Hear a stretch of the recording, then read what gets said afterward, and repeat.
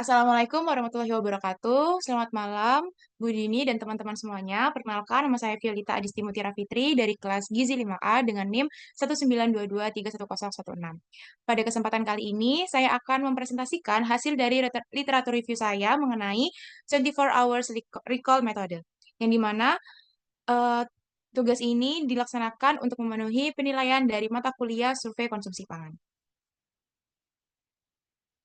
Untuk pengertian dari apa itu metode food recall 24 jam, jika dilihat dari kata recall yang artinya mengingat-ingat, metode food recall 24 jam ini merupakan teknik survei konsumsi pangan yang dimana menitik beratkan pada kemampuan responden dalam mengingat serta melaporkan semua jenis makanan dan minuman yang telah dikonsumsi dalam kurun waktu 24 jam terakhir.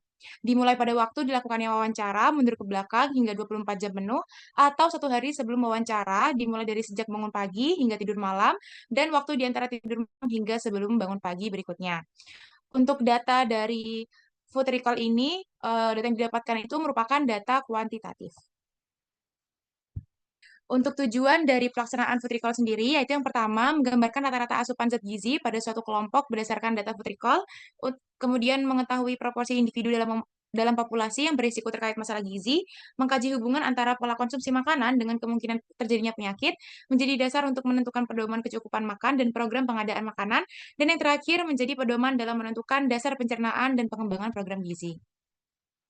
Kemudian untuk cara pengambilan datanya sendiri, yang pertama, pewawancara akan menanyakan konsumsi makanan responden dalam 24 jam terakhir. Kemudian, semua makanan dari responden tersebut dan minuman juga akan dicatat dalam formulir food recall yang mana diawali dulu dengan pengisian identitas dari responden. Kemudian yang ketiga, data konsumsi akan dikonversi dari URT ke gram dengan bantuan media seperti buku foto makanan atau food model. Kemudian, kandungan gizi dari food recall tersebut akan dianalisis menggunakan database komposisi makanan, misalnya TKPI atau Nutrisurvey. Dan yang terakhir, hasil dari asupan gizi dihitung dan dibandingkan dengan standar AKG yang berlaku. Kemudian untuk alat bantu dari pengambilan data dan analisis food recall sendiri, yang pertama di sini ada buku foto makanan, yang dimana buku foto makanan ini seringkali digunakan dalam metode ini sebagai alat bantu dalam proses pengambilan data konsumsi makanan. Karena di dalam buku makanan sendiri terdapat informasi konversi ukuran rumah tangga atau URT, mana URT tersebut dikonversikan dalam satuan gram sehingga memudahkan pewawancara dalam mencatat jumlah konsumsi responden secara lebih akurat. Kemudian yang kedua ada tabel komposisi makanan, yang dimana tabel komposisi makanan Indonesia atau TKPI ini dilakukan sebagai acuan dalam menganalisis kandungan gizi dari data food recall tersebut. Kemudian yang ketiga ada Nutrisurvey, yang dimana Nutrisurvey juga seringkali digunakan untuk menganalisis kandungan gizi dari data food recall karena aplikasi Nutrisurvey ini juga menyediakan perhitungan otomatis berdasarkan database komposisi makanan sehingga memudahkan dalam menilai kecukupan gizi dari responden. Kemudian yang terakhir ada Food Models, yang dimana Food Models ini digunakan sebagai alat bantu visual dalam proses pengambilan data konsumsi pangan. Kemudian untuk instrumen food recall sendiri dapat dilihat tabel berikut. Berikut adalah contoh instrumen food recall yang diambil dari buku ajar survei konsumsi pangan oleh Afrizan Putri pada tahun 2025.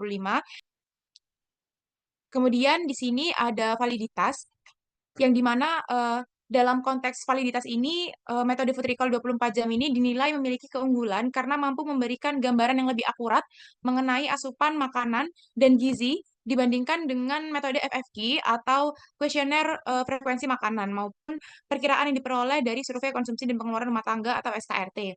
Hal ini disebabkan karena food recall ini berfokus pada detail konsumsi aktual dalam periode 24 jam terakhir sehingga lebih sedikit bergantung pada ingatan jangka panjang responden yang sering menjadi kelemahan dari FFQ itu sendiri.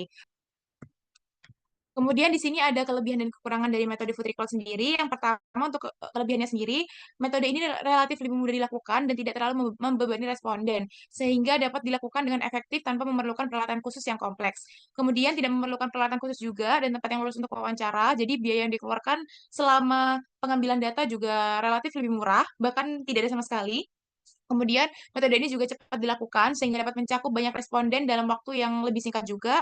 Dan dibandingkan dengan metode food dietary history, metode food recall ini dapat lebih objektif dalam mengumpulkan data. Dan yang terakhir dapat memberikan gambaran real apa yang dikonsumsi oleh individu. Dengan demikian, kita juga bisa dapat menghitung asupan atau tingkat kecukupan dari jumlah zat gizi selama sehari seperti itu. Kemudian untuk kekurangannya, data yang diperoleh sangat bergantung pada daya ingatan responden. Jika responden tidak memiliki daya ingat yang baik, maka data yang diperoleh juga dapat dikatakan kurang akurat. Kemudian metode ini juga tidak cocok dilakukan pada anak di usia kurang dari 8 tahun karena mereka mungkin tidak memiliki daya ingat yang cukup untuk mengingat semua makanan yang telah dikonsumsi selama 24 jam.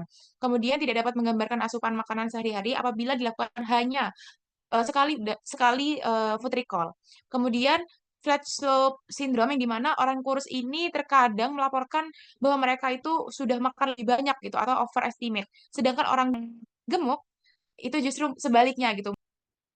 Kemudian untuk potensi bias yang dapat terjadi, yang pertama kesalahan bias dari pengumpul data, kemudian kesalahan bias dari responden, kesalahan bias dari daftar komposisi dari bahan makanannya, dan kesalahan atau bias karena zat gizi dalam proses pemasakan atau alat yang digunakan. Kemudian untuk cara mengatasi dari potensi bias sendiri, yang pertama itu sebaiknya melakukan wawancara dengan metode tatap muka langsung, kemudian perlunya untuk mengetahui produksi musiman dari persiapan bahan makanan itu sendiri, kemudian melakukan pelatihan kepada pewawancara, kemudian memiliki atau menyediakan bahan pendukung wawancara seperti alat bantu tadi, yaitu buku foto makanan atau food models yang dilengkapi dengan gambar atau berbagai jenis makanan dalam berbagai ukuran dan porsi. Kemudian memanfaatkan teknologi juga untuk pengumpulan dan pengolahan data. Nah, berikut adalah daftar pustaka yang saya gunakan dalam literatur review 24 jam Food Recall. Dan terima kasih karena sudah em, mendengarkan penjelasan dari topik 24 Hours Food Recall yang telah saya presentasikan. Apabila ada kekurangan, saya mohon maaf. Saya akhiri. Wassalamualaikum warahmatullahi wabarakatuh.